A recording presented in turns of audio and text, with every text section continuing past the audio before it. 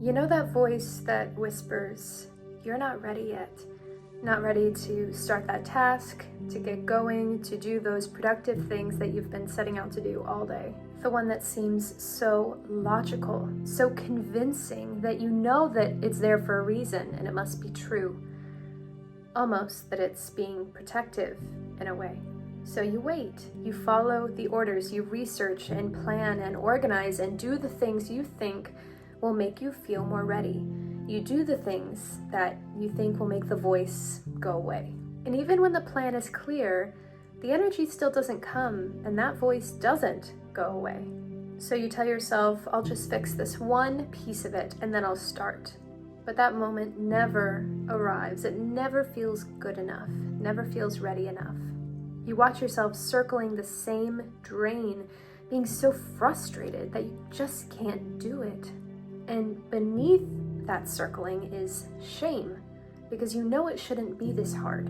And part of you feels like you're the one holding yourself back, that it's purely mental, that physically you could do it, so it must be your fault. If that's you, I want to offer a new way of seeing this pattern, because what looks like procrastination and perfectionism and analysis paralysis on the surface is actually your nervous system trying to protect you from something deeper. You're not resisting action, although that's how it manifests and that's how it shows up. In reality, you're resisting threat, and understanding that difference changes everything. That phrase, "I'm not ready yet," it's one of the most sophisticated defense systems that our brain has come up with. It is a self-sabotaging behavior because it sabotages your effort, but it's not self-sabotage in the way we traditionally associate it, like some kind of addiction or really self-harming behavior. Rather, it's a type of self-preservation. Somewhere along the way, throughout your entire life, your brain started associating starting with risk. Not physical risk, but emotional risk. Failure, embarrassment, rejection, or disappointment even. Being seen before you're sure of yourself. Being seen and being scared of what others will say or think. And because your brain's number one job is to keep you safe, well, that's the priority and that's what it does. So it delays. And that comes out as, let's perfect this one thing first. Or let's wait till we're more confident. Or we'll start once we figured it all out. Those are your attempts, even if you don't understand why you need them, to feel more safe, to get into a position to be able to achieve effort. But of course, because you don't know where those symptoms are coming from, they're not gonna help. They're just covering up the bigger problem. And I wanna make it clear that that hesitation isn't you being flaky or lazy, as you've probably been called sometime in your life. It's a learned safety response, one that developed in moments where trying really did cost you something emotionally. So before we go any further, I want you to hear this clearly.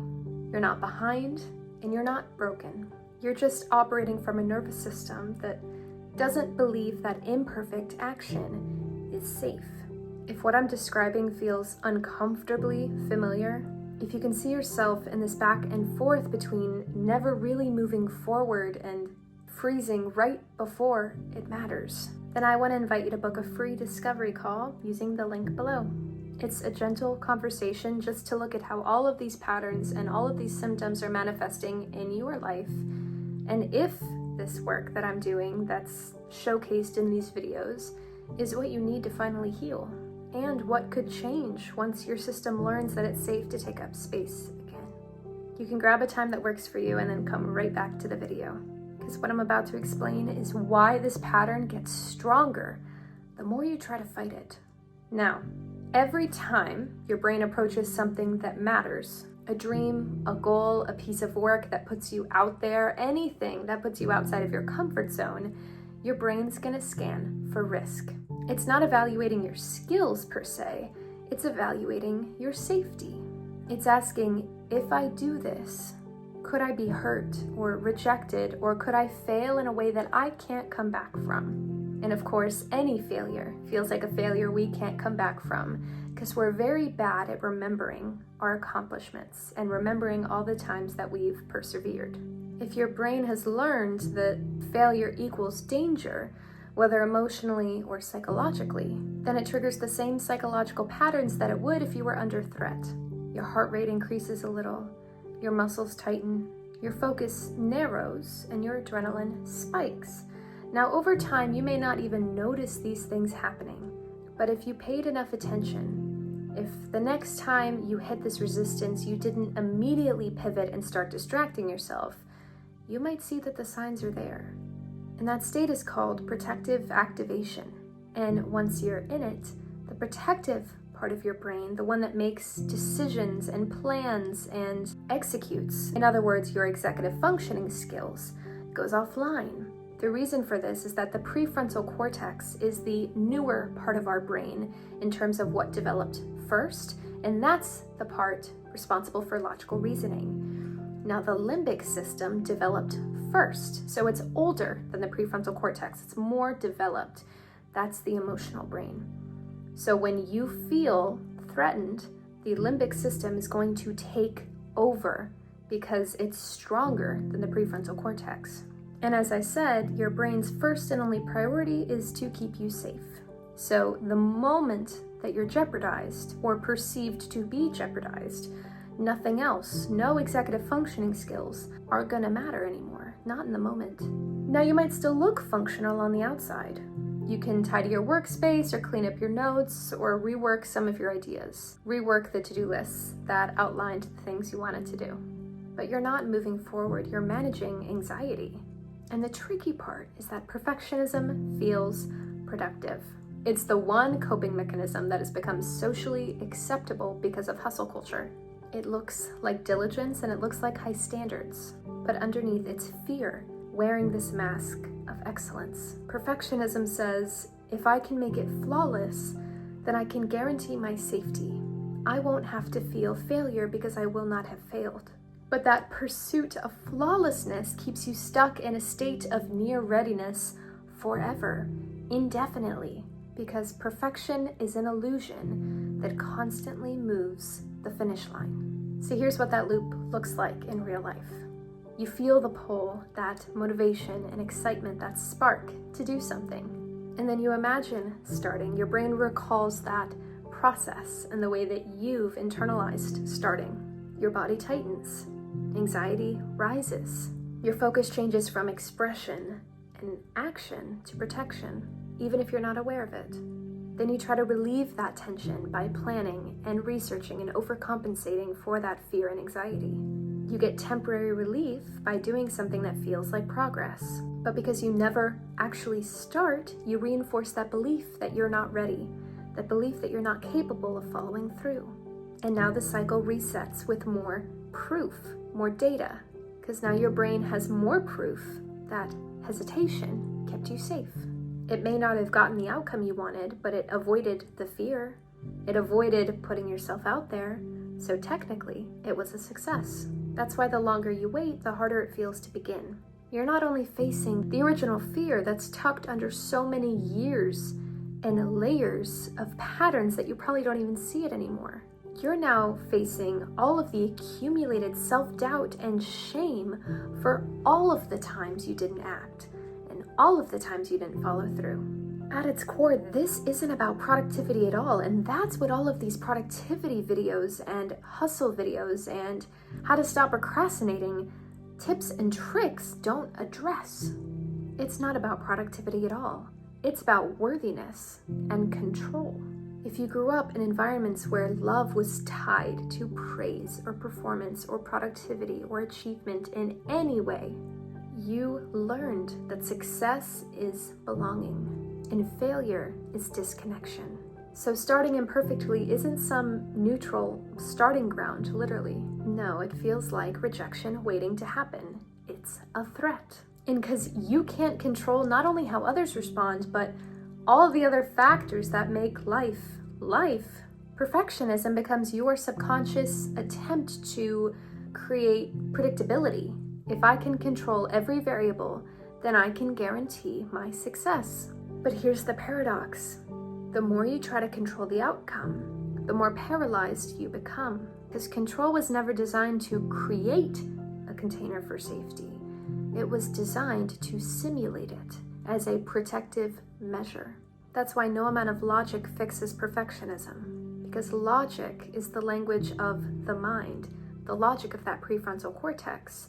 But perfectionism lives in the body, in our physical memory. It's a felt sense of unsafety that disguises itself as high standards. Think of perfectionism like an invisible contract you never realized you signed. If I can get it right, I'll finally be safe. If I can make it perfect, I can finally deserve success. And that contract feels pretty binding. I bet it's ruling a lot of pieces of your life right now, like it did for me. So even when you logically know you should just start, you can't, because your body still believes that breaking that contract equals emotional harm. And until you realize that it isn't a motivation issue, but instead a protection issue, you'll keep trying to fix your lack of readiness with more pressure, more judgmental self-talk and self-doubt, and more shame, and more burnout as a result. This is why just do it advice does not work for you. That kind of advice assumes you're dealing with a discipline problem.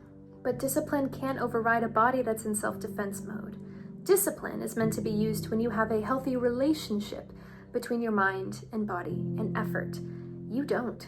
Pressure and external deadlines, for example, might get you to act for a day or 2 days or up to a week or longer. But it actually worsens the problem and the crash is greater. Because every time you push yourself from threat instead of safety, you are teaching yourself that starting equals danger. So the next time you try, it tightens faster. And soon, even thinking about starting triggers that dread. That's why people who appear highly functional, highly ambitious, they're always on top of things, often crash into cycles of paralysis and burnout. Their willpower works until it doesn't. Their system collapses and then they're enveloped in this suffocating shame spiral. But the pattern isn't random, it's predictable. And once you understand it, it's also reversible. At its core, perfectionism is a miscommunication between your mind and body. Your mind says, I want to start, and your body says, starting isn't safe. So instead of resolving that disagreement, you try to outthink it. That's why you intellectually know you're capable and still feel frozen. You're using reason to solve what is, at its root, an emotional regulation problem. That's what keeps you stuck. A mind that wants progress and a body still bracing for impact. A mind that craves ambition and growth and a body still stuck in survival mode, even if you don't feel it. If this resonated with you, if you're realizing that your perfectionism might be less about laziness and more about protection, and if you're ready to go deeper, to actually rewire the way that your mind and body respond to starting so you can do all the things you want to do, then I invite you to book a free, low-pressure, no-stakes discovery call with me at the link below. We'll talk about where this pattern began for you, how it's been showing up since then, and what it would look like to finally break free without losing your drive and ambition. Because I get it, you have things you want to do. I do too. You just can't get there the way you are right now. Because readiness isn't something you wait for. It's something you become when safety replaces fear. And once that happens, you'll realize you were never waiting for the right time. You were waiting to feel safe being yourself in motion. And as always, stay in this corner of the internet as long as you need.